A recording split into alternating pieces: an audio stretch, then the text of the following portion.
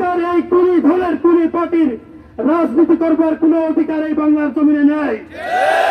আমরা দেখেছি আন্দোলন যখন শুরু হয়েছে, এই কুলি পার্টির কুলি দলের সাধারণ সম্পাদক তার ছাত্র সংগঠনকে সুস্পষ্ট নির্দেশনা দিয়েছে, ছাত্রলীগকে সুস্পষ্ট নির্দেশনা দিয়েছে মাঠে সাধারণ শিক্ষার্থীদের বিরুদ্ধে অবস্থান নেওয়ার জন্য।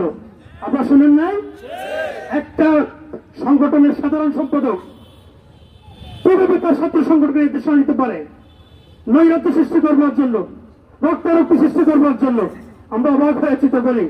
বাংলার ছাত্র সমাজ ফটে উঠেছিল এবং সারা বাংলাদেশে আন্দোলন প্রকম্পিত করেছে।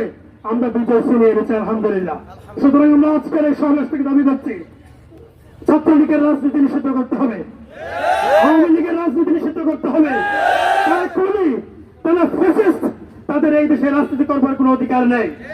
বাংলার মানুষ